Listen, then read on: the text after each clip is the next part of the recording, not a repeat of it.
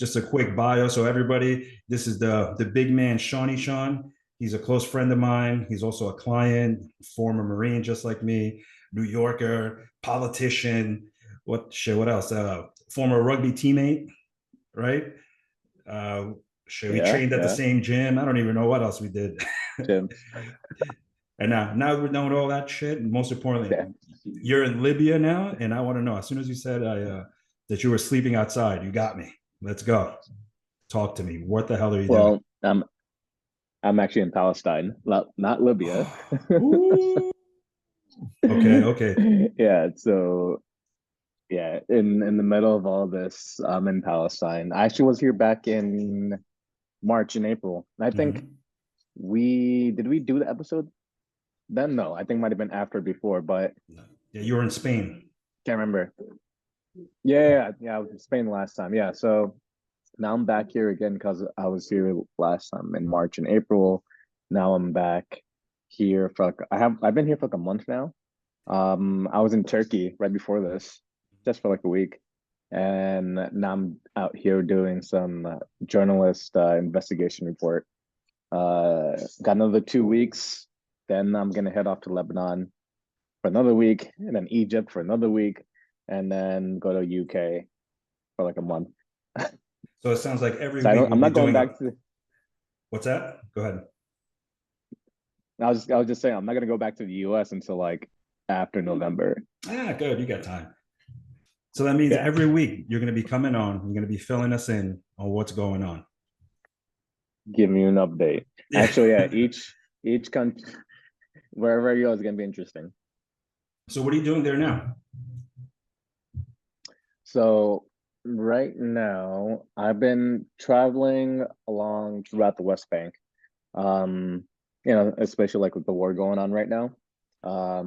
I'm working on investigation on just nonprofits, like US nonprofits who are funding violence in the West Bank. So I'm not sure if some of your viewers are familiar with the geographic uh outline of Israel Palestine, right? But so brief history, right?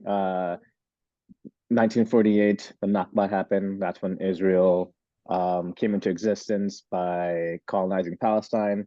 And then over the years, Palestine broke into two occupied territories. So you have the Gaza Strip, right, which is where the war is happening right now. It's more on the southwestern portion of Israel Palestine. Um, and it's a very small piece of land, right? Think about this in the context of the war that's been happening for the last 10 11 months. It's only 22 miles like in length and 8 miles wide. Damn. That it's like smaller than New Jersey, smaller than Rhode Island. So that's to give you that context of like how this war hasn't. Anyway, that's like a conversation for another day. But then you have the West Bank, which is on the right side. So the West Bank is more of an occupied territory under military rule and by Israel, whereas Gaza has been under the governance of Hamas since like 2007, after they had elections then. So that's the landscape. So obviously I can't go to Gaza right now. Like it's a very strict procedure. Like you need to be affiliated with some kind of like news network, or you need to be in a team too, right? So I'm here as a freelance journalist. Technically I could go, but I'm not gonna go by myself. Yeah. It's just like a high risk I'm not gonna take. But in the West Bank, a lot of things are happening here, especially over the last several months. A lot more people who identify with you could say like the alt-rights settlers. They are committing more violence. So there's a lot more violence happening here between settlers who are coming here displacing, they're like forcibly displacing Palestinians, and then the Palestinians who are refusing to leave as a result of this. So there's a lot, like just yesterday, there was or 2 days ago, there was a bombing at a gas station that ended up killing 3 Israelis, and the gas station is like not far from me. So there's a lot more violence happening here that could essentially lead to like an all-out war. Mm-hmm. Um, So that's just a brief outline of just like everything that's been going on and like why I'm here.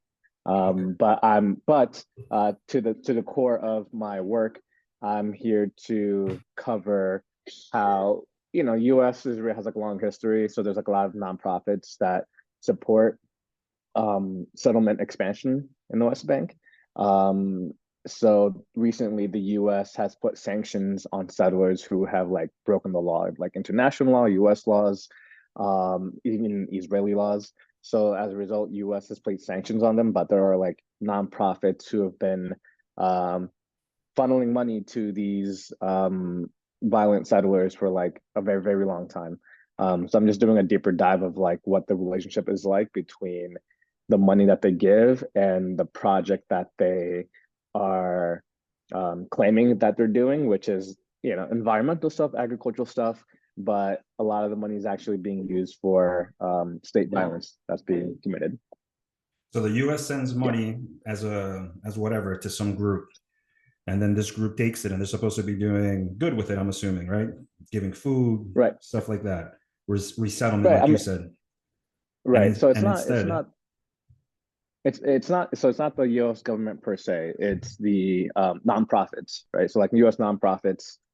So like for example, the organization I'm investigating is called the Jewish National Fund, and they've been around since like 1901, mm-hmm, with the goal of completely pushing out Arabs and Palestinians out of the land and just having a full Zionist Jewish Israeli state. Like that is the goal, right? mm-hmm, But they do this through what they sell is to the public is they are trying to revitalize the land by like getting volunteers to, let's say, plant trees, right? mm-hmm, But the problem with the trees, it's a whole thing, but they plant trees, they'll do like, fundraise. It's a nonprofit thing. mm-hmm, But what will happen is that people from, especially a lot of Americans, for example, who identify with being Jewish Israeli, will be a part of these organizations. And they're the ones who are like donating money to Israel, right? mm-hmm. To do these things. But what happens is that a lot of volunteers that end up being a part of the program here, um, they will end up being a part of like um, this community of people who are like actually going out and committing acts of violence. And Oh, it's not all of them, right? There's like different settlements throughout the West. It's not all of them, mm-hmm, but um, majority of them that have been receiving money from the U.S. nonprofit industry, and that's coming into the settlements in Israel Palestine. Most of them are receiving money to not with the intention, right? The thing is like they know it's happening and they're not going out there saying like we are giving you money so you can go ahead and commit violence. yeah. But what they're saying is we're giving you money to go protect and expand our land by any means necessary, especially, right? Okay. Um, it's very vague. They're not going to explicitly say like, hey, we want you to like push out Palestinians. They're not going to Mm-hmm. say that. But what they're saying is we want you to preserve, expand the land for all of like the Zionist Jews here. Now, So does it's this like include reading between Christians the too? lines. Do they do this to the Christians No, too? No, they any Christian like but a what they will like no. they Go ahead. will you mean like have them a part of the organization or like you mean also commit violence against Christians? Like no, any of it. Meaning, because you always hear Yeah, it's always Palestine, Israel, Palestine, Israel. All right, so there has to be Christians that are living in there somewhere, right? I mean, what are they doing? So do they get kicked out? Or are yeah, they allowed to stay in? What do you see? yeah, yeah. No, even here, I've seen it how Palestinian Christians, right? Ah, So it's not about whether. So I think a lot of people have this misconception that this is between a war, like a holy war, right? The jihad between hmm, Muslims and Jews. And that's not initially the case. It's a part of it, right? There is a part of it that I do think is there. But initially, the Zionists, right? So Zionists between Zionists and there's a different Zionism is an ideology, right? mhm. Which essentially is like calls for like a whole Jewish nationalist supremacy. and it's like equivalent to like the KKK, you could say. So there are people who Ooh. identify as Zionists, other people Okay. who identify just as like just Jewish, but not a Okay. Zionist, right? Like they're Jewish people who believe in like coexistence, equal rights, but with a Zionist ideology, it enforces the idea of Jewish supremacy, Hmm. essentially, Jewish supremacy. But so initially, when this had started, and this goes back to after World War II, right? There's a even before World War II, like 1928, um, Palestine was under the British mandate.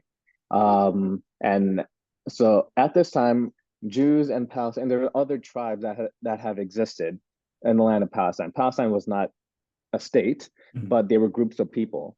But they made up majority of the people on the land. So when Jews were in Europe, most of the Jews were like in Poland or UK, Germany, and after World War II, um, the Europeans didn't want Jews, right? And Hmm. like they just didn't want Jews. So the Jews, what they did was through like the working with the British government was like, let's go. We'll go back to what they called through the Torah scriptures, the Holy Land, right, Hmm. which is Jerusalem. And like they believe like as a result of what the scripture says, they have a right of return to the land, which is Palestine, Jerusalem area. So by force, um, they were trying to negotiate with the Arabs about, um, you know, being in this land. But I think there were parts, and I can't, don't quote me on this. There were things that within the deal that the Arabs didn't agree with. So then through European American support, uh, the Jews came and just took over Palestine, right, and completely took it over, and that's what we know as Israel today. So initially, right, so initially the war was not about religion; it was more so about the rightful ownership of being able to coexist or having one group dominate over the other on this land. Hmm. But so Israel has created this whole nationalist ideology, right? Like you see the Star of David on their flag. So it's like so ingrained in their society here, like being a Jew. Um, so it wasn't about religion up until Zionists made it about religion, right? So that's why when we talk about like, oh, the Holy War, like it wasn't Hmm. that until they had made it that way. So when it comes to Christians, or even Christians, for example, just to wrap it up, um, Christians, and they don't get as much coverage either, but they are as equally targeted by Zionists Hmm. as Muslims are targeted. So if you're not Jewish, anyone who's not Jewish, you are a target. So how do they even know? Like, are there like where you are right now? Is it like a certain section is like this, section like that, sections one religion, sections another, or So it people? depends where you go. So like for example, there's the old city, right? So the old city, Jerusalem, Hmm. that's where like the three major religions, right? Christianity, Judaism, Islam, they come and have some kind of like claim to this land because it's the Holy Land. All Hmm. right. So I mean you go to the old city and you see you can just see it visually of how things are like divided up. I mean, but you walk from one end to the other and you'll see like I don't know, posters of like Islamic scriptures, and then you'll walk to like the next quarter and you'll see like a cross, right? And like and just like people in religious uh robes. So you'll see it visually. Hmm. What they used to do here is that um with Palestinians especially, Palestinians they had IDs that were that showed what religion they had. And I don't know how long ago they took it. I think it was pretty recently. But Palestinians used to have an ID where it would show if they were like Muslim, Christian. There's also Arab Jews too. Hmm. So they used to would identify people with their religion by their ID. But Yeah. now it's more so of racial discrimination essentially. If you don't look European-ish, Hmm. you're most likely will be like, if even you, right? Hmm. They'll probably look at you, and let's say you were just like walking around, they may think you're an Arab just because you have a Yeah. beard, Hmm. right? You have a beard, you're brown. That's literally it. But if you're like a white European and you're not even Jewish, they'll just think that you're Jewish because you're white European looking or American Ah. looking. Hmm. So people, so you see the racial dynamics play out because it's happened to me, Hmm. where you know, um, like I would be detained, for example, and to be like, "Oh, are you Like the first thing they ask, is like, "Are you Muslim?" Right? It's not about like, had they asked what religion are you? That's a different question. But like the first thing they go to is like, "Are you Muslim?" Ah. Or "Where are your parents from? What country are you from?" You know. So it's like all these like racial little nuggets that they throw out there makes you see how racially divided this country Hmm. is. Yeah, that's way different than the States, huh? You're not gonna get pulled over by a cop and they're gonna be like, "Hey, who's your god?"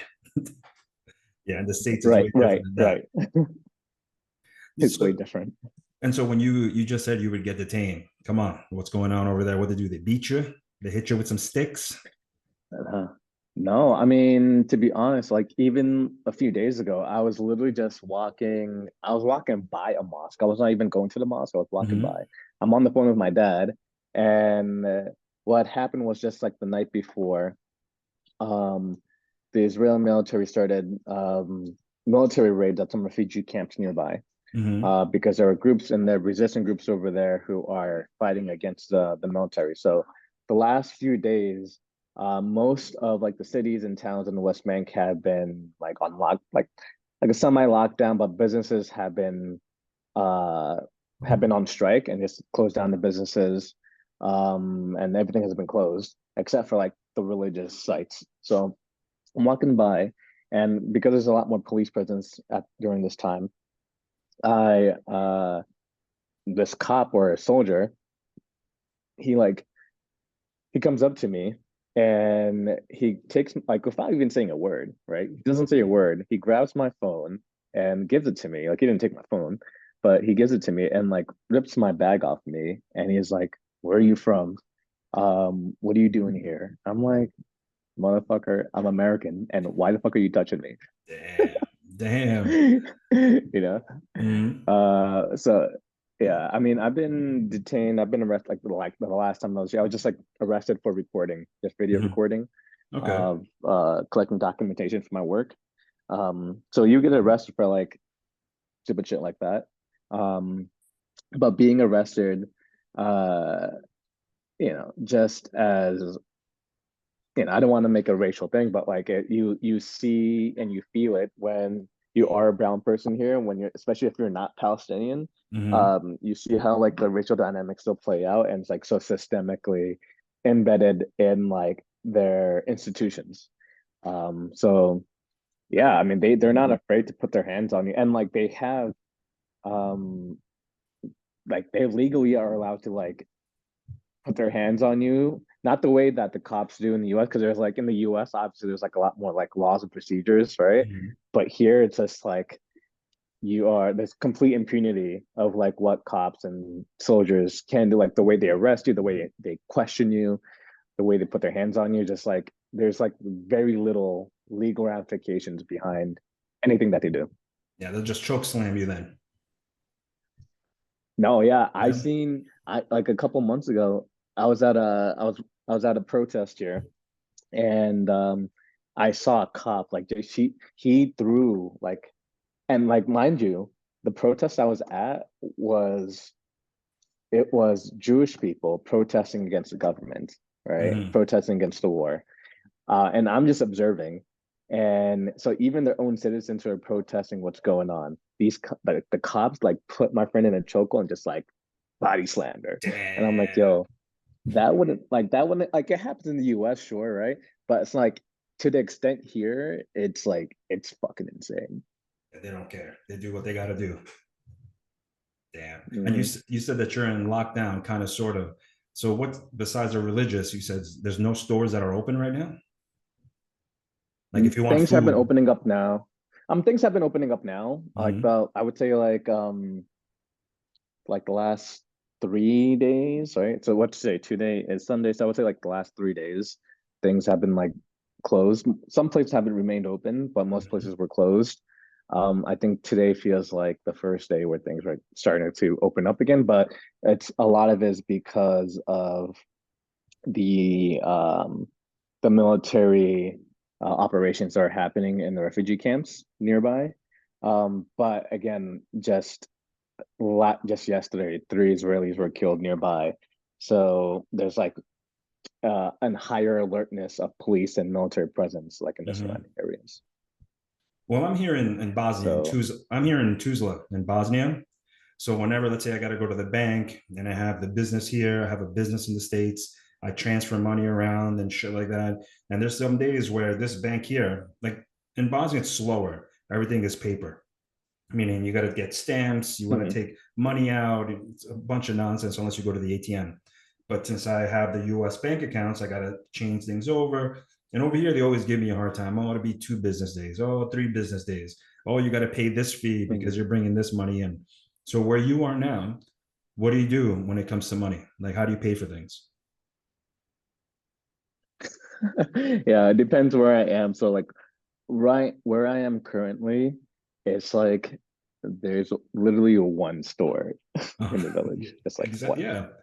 It's like a grocery store. Yeah. But so like before coming here, I was like in the city. So like I like prepped everything. So like I brought some food, brought some groceries with me, Hmm. just to have here. And then like also just being with friends because you over the last few months I've developed a lot of friendships with a lot of like the villagers here. So like sometimes they'll like invite you for like dinner or for Hmm. lunch. Um so and like honestly it's kind of nice because you save like it forces me to save money.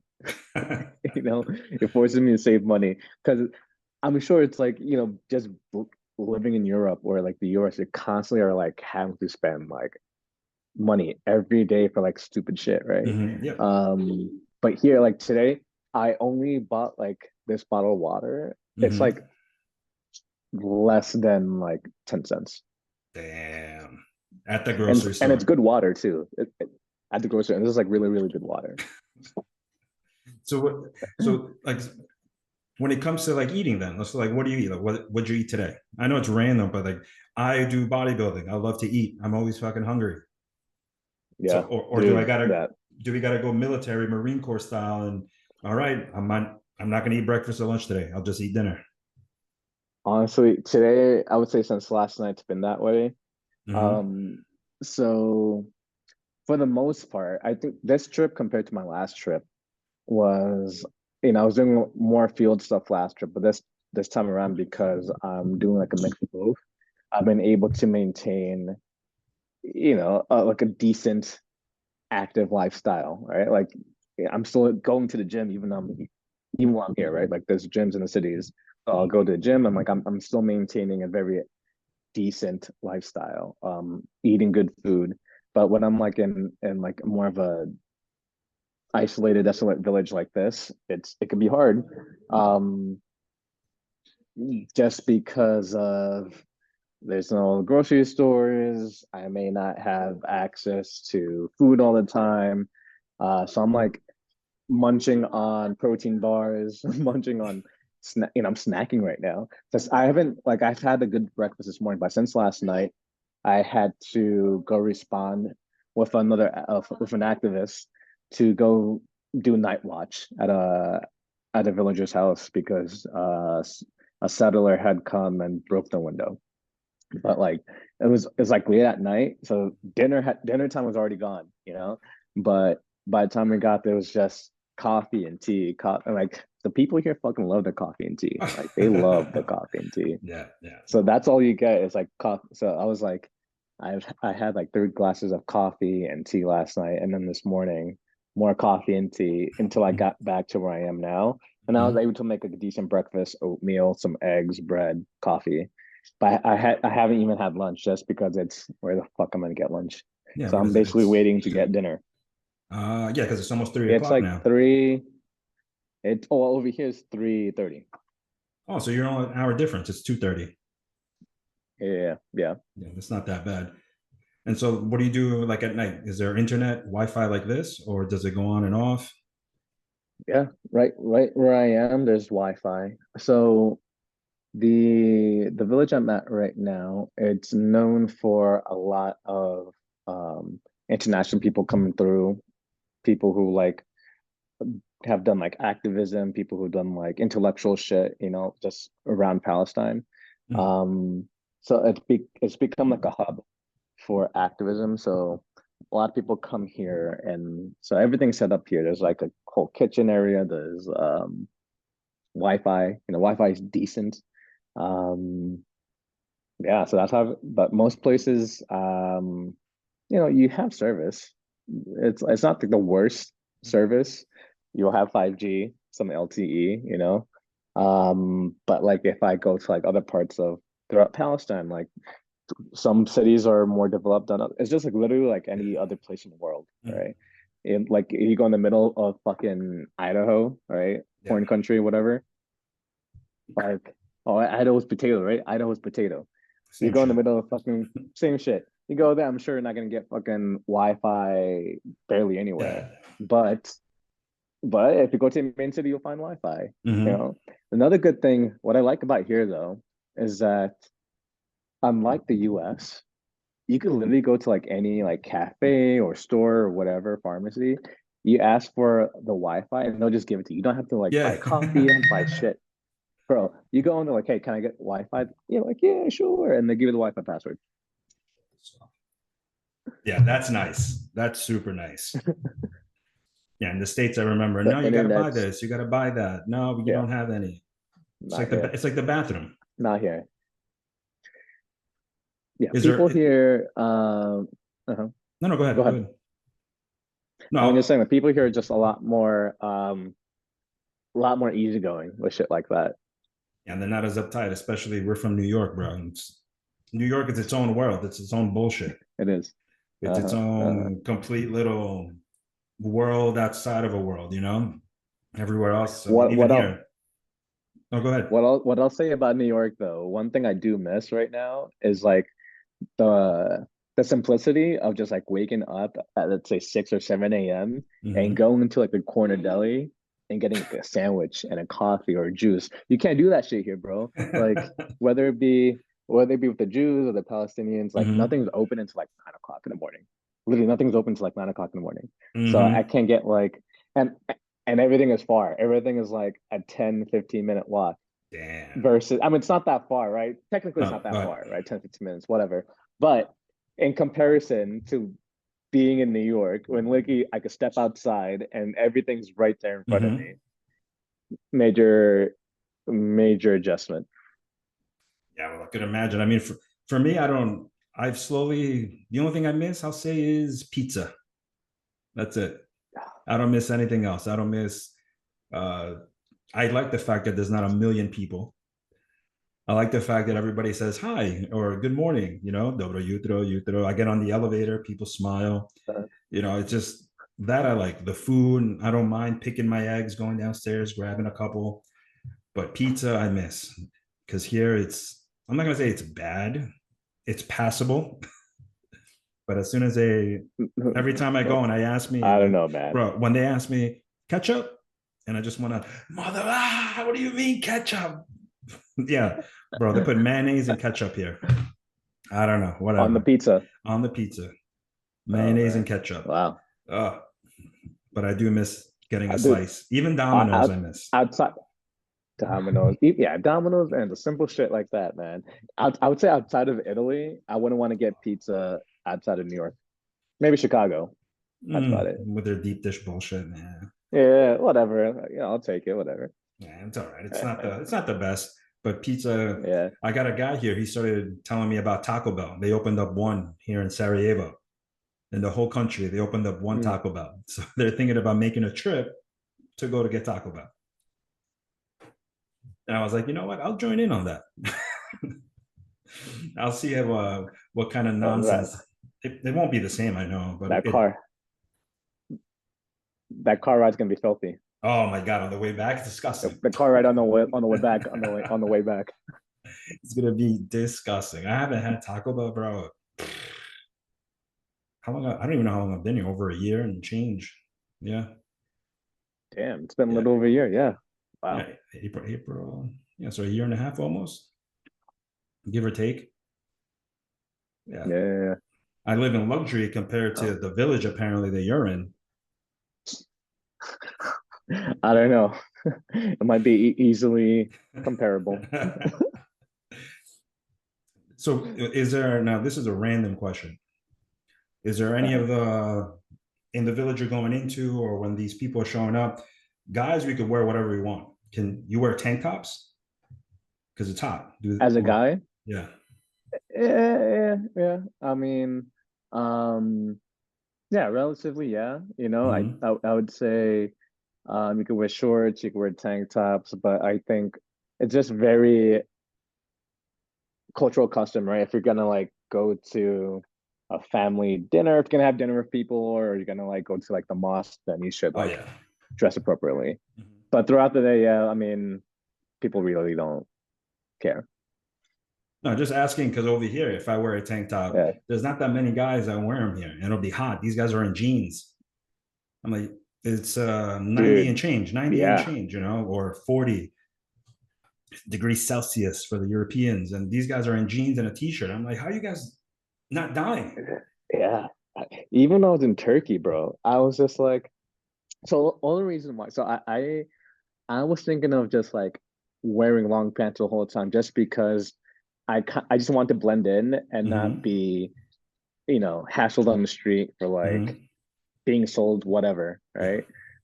So I kind of wanted to blend in, and not be a tourist, but it was just like too fucking hot, and I'm like, you know what, fuck it, I'm gonna start wearing shorts. But the moment I started wearing shorts, it was people knew I was a tourist. uh, no, it's the same thing over Yes, here. It's the same way here, especially in the beginning. I never wore those fanny packs. yeah, In fanny America, packs. you have a Yeah, wallet, right? We wear a wallet. That's it. mm-hmm. The thinner, the better. Over here, forget it. Sooner the better. They put the fanny pack across their chest. They wear like a bra. These guys are out here in like skinny shorts, the little tight shorts and a fanny pack. And I'm just like, yo, no, Yeah, it's not happening. It's, the, it's not happening. the skinny. Oh my god, the skinny pants. Yeah, people love the skinny pants, bro, out here. Yeah, same here. That's why, like, even today, when I got to go out right now, it's like 90 and change. I'll wear a tank top because I'm dying. Jeez. And these guys will be in, some people on long sleeves. Like, I'm not that acclimatized, apparently. I don't know how. I'm not that Europe. There's no way. Not for me. I And can't do it. you've been there for over a year now. Over a year, yeah. I'm still sweating like a beast in the summer. Bro, that's the wild part. You ever feel like you take a shower and then like the moment you step out, you're drenching in sweat again? Just before I got on this video. 100%. Like, It's yeah. I don't know. I don't know what it is here. And then they don't put the AC on in all the places. Excuse me, Glima, as Nope. we call it here, Glima. And the big one is the breeze. They call it the bromaha. The bromaha is the Balkan silent killer. So if there's a breeze coming from the window, it's going to kill you. You're going to get sick. Mm-hmm. If you're driving and you got the window down and the breeze is coming in, like we do in New York with the music, no. You're going to die. Mm-hmm. The bromaha is going to get you. If there's a fan on and the fan's blowing on you, no, dead. Dead. Done. It's the number one assassin What in all of Bosnia. Bromaha. The bromaha. what about is gonna what about it kills They you? say, according to them, let's see, in the gym, there's a fan in front of the cardio equipment. So these guys will Uh, train, they'll move the fan. They don't want the fan on them. They'll come in and be like, oh, my neck hurts. What wow. happened? Oh, the breeze. The fan got me. What do you mean the fan got you? I sleep with the air conditioning on. I put the fan aiming on me like a gentleman. These guys here, forget about it. They say they get sick with that. When it's the winter, it's even worse. If you put the AC on in the car, forget about it. You're dead. You're not making it to where you're going. I'm like, you guys don't know what New I love the York is, science and man. logic. No, they don't know what New York is. Absolutely not. Everything is AC. Or my parents in Florida, forget about it. They don't go Mhm. outside in the summer. It's central air to central air to car to central air. Come on, it's another world that I'll never Yeah, get used to. it, it shit. It's shit like that that makes me appreciate being an American. Just having like the accessibility to shit like that. Like, Mhm. yeah. Bro, it's I don't know how they do it. Like they think I'm crazy when I put the AC on at night. Like I'll Yeah. tell my buddies, no, it's on right now. Like what? Why? I don't. We open the windows and Yeah. no, I don't feel cool when 90 degrees No. hitting me. It doesn't make me cool down. Yeah. It's like Not at all. nah, it is what it is. What are you gonna do with that? And so, what do you got on the agenda today? What is the freedom fighter doing? So, well, today I am mostly just working on my report right now. So I'm just doing a little bit more research. Mm-hmm. And then I think I'm hoping my Palestinian friends will invite me for dinner because I'm starving. So So, I just need a good dinner and chill for the rest of the night. so what would be for dinner for them? I'm just curious. So there's this dish usually they eat called makluba. It's like a Makluba. very it's a traditional Palestinian dish, rice, chicken. Um, I forget what kind of herbs that are used, but it's phenomenal. It's phenomenal. Look it up. It's like Maqlooba. Um, so it's Okay. like we'll have dinner, and then after that we'll have some like coffee and tea, and do some like shisha, What's shisha? hookah. Which hookah, of course. Of course. What do they put in? Nothing, right? They don't put any of the marijuana, do they? Any of the papaya? Nah, No. no. It's all natural, bro. It's No all flavored, no natural. like watermelon fruity. Uh-huh. There's no like fruity like cotton candy flavored. None of that shit. It's just like Shisha. pure tobacco. Yeah, Shit. yeah. You'll be wide awake after that. Food, coffee, and that. Uh, that shit. No, the shisha will put me to fucking sleep, bro. Oh, does it? Yeah, if I smoke marijuana or like Oh no, no, freaking just shisha, that shit will put me to sleep. no shisha. I didn't know that stuff puts. I thought tobacco wakes people up. Nah, just the opposite for me.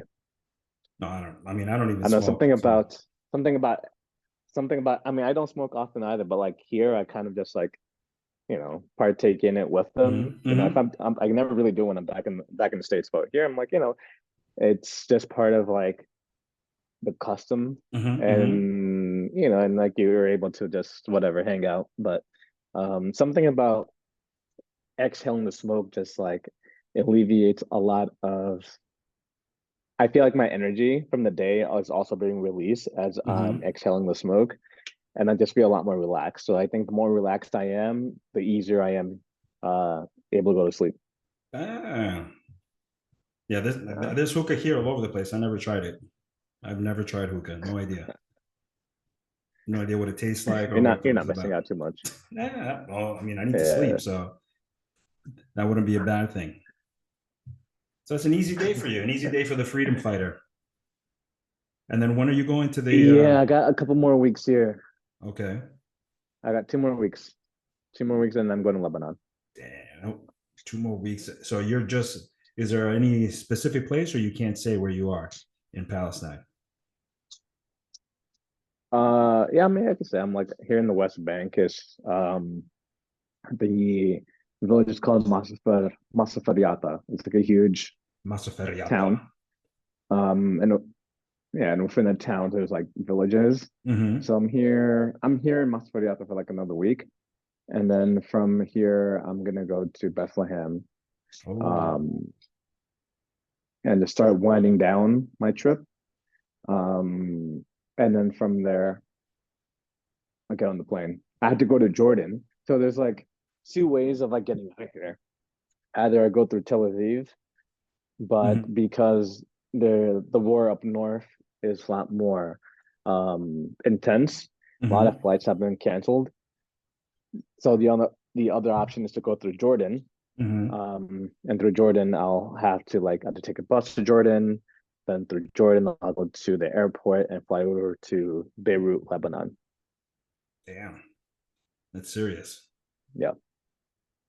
Yeah. Yep. So, Yep. so do you got to wear anything, any flak jacket or nothing? You go out there in jeans and do whatever out in the streets. Yeah, it's been a huge risk not having a flak jacket Mm-hmm. or a Kevlar. Um, First of all, it's fucking expensive getting one. Um, so I'm waiting to see if I could get extra funding from my publication Mm-hmm. uh to help me get access to it. But I'm honestly I have 2 weeks left here. I don't think I'll Yeah, need it now. But for future work, for sure. it's a For must. sure. That's on your list Yeah. of things you need. Yeah, because it's hard because I'm out here as a journalist, but then I could be easily mixed up as Mm-hmm. like a villager Mm-hmm. because I don't have a press vest, you know. So it's Oh, a huge risk, but I've been taking precautions though. but you don't go by yourself, right? You go with, like you said, it's not alone. You're always with somebody. The Mhm. buddy system. Yeah, yeah, always the buddy bat. Yeah, your what's Battle it buddy. called? The Your battle battle buddy. buddy. Yeah. Yeah. Good old battle buddy when you got to Yes. leave base. The good old days. All right, Yeah. brother. Yeah. I'll let you go get your rest and get ready. I really appreciate it. All right, thanks for coming on, and then Thank you. try to do it next week if you can, and we'll do it weekly. You'll be the our investigative journalist because I would love to hear what happens I next love week and that. see how the next week went, and then we'll share your story and more people will see it hopefully and get your name out there. Yeah, I'll have a lot more updates next Mm-hmm. week or the week after. Yeah, and if you send Yeah. pictures, bro, send them. Feel free. I'll, So I I'll got pop them up. I'll edit them. I got you. I'll keep you posted. Yeah, man. So, is there anywhere we could look out for your stuff, or just wait until you come back to the States and then? Well, yeah, I mean it's gonna be a while until it's Mm-hmm. published. Mm-hmm. Because it's a whole investigation, so it could take literally 2, 3 months. Mm-hmm. Oh, good. So then you'll be coming here Um, weekly, yeah. and then you'll be giving us previews, up to dates, live. It Shaniyat. depends how much I could give away. Yeah, Depends on true, what true, true. information I could give away, but I got you. Ah, come on, it's only you and I. I'll keep That's it it. posted. It's only you and I. Nobody else. Nobody else will know. All right, brother. Appreciate it. Thank you. All right, bro. Talk to you later.